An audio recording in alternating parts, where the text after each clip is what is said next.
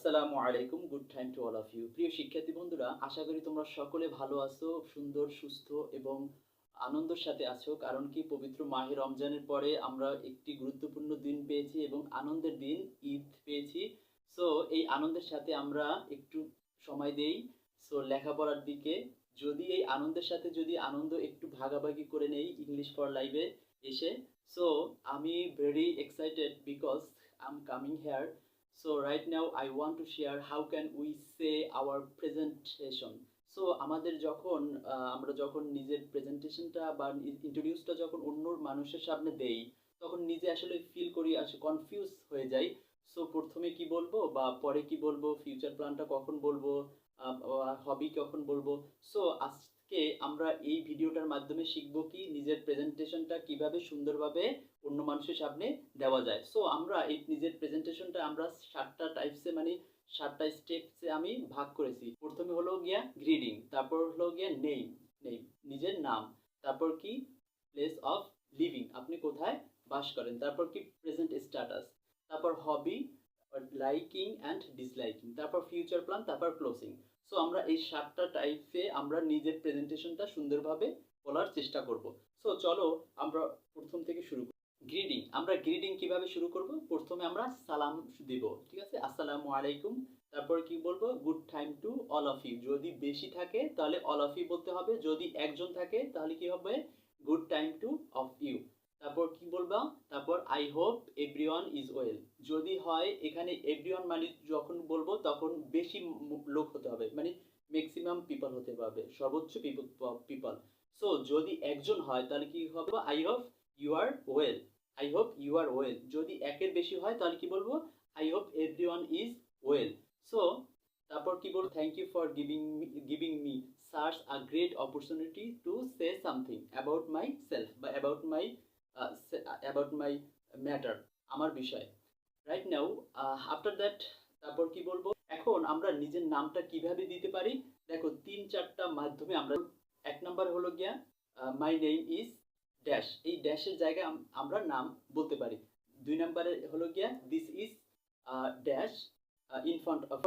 তৃতীয় নাম্বারে আমরা কিভাবে বলতে পারি আমাদের নাম? ড্যাশ, আই অ্যাম ড্যাশ, এই ড্যাশের জায়গায় কি হবে? তোমার নাম হবে বিফোর ইউ। থার্ড হলো গিয়া প্লেস অফ লিভিং, মানে কি বসবাসের স্থান, ঠিক আছে। Am from dash, am from dash, এইখানে এখানে তুমি কোথা থেকে এসেছো, এইখানে এই ড্যাশের জায়গায় তোমার জায়গাটা বসাতে হবে। But currently I live at Moghbazar in Dhaka.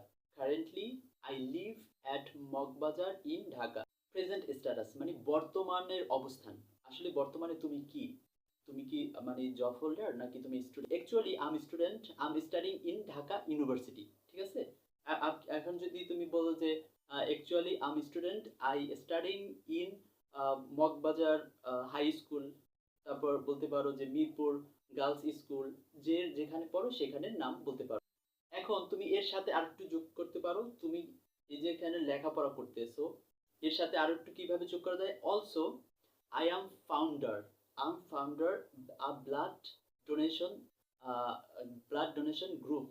এখানে যদি বলো যে আম ফাউন্ডার মানে কি আমি প্রতিষ্ঠাতা, আ ব্লাড ডোনেশন অ্যাসোসিয়েট মানে কি?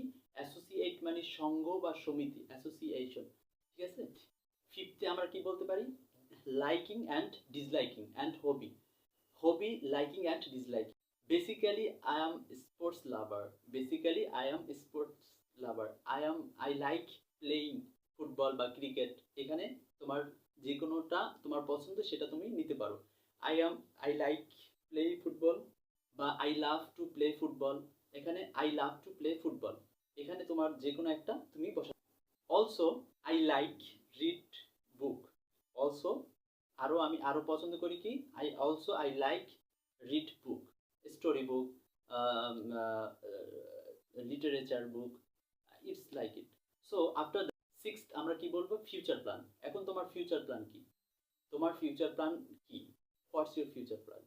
এখন I want to be a engineer হলে অ্যান হবে। ইঞ্জিনিয়ার যদি আমরা বলতে চাই I want to be an engineer. যদি আমরা টিচার বলি তাহলে কি হবে? I want to be a teacher, I want to be a teacher, I want to be a doctor, I want to be a pilot, এরকমের আমরা বলতে পারি। এটা আমাদের future plan. Also I want to serve people in my Bangla, want to serve people, আমি লোকদেরকে সেবা করতে চাই, because I have a responsibility, am Muslim. ঠিক আছে, এরকম একটু তুমি অতিরিক্ত বৃদ্ধি করতে পারো।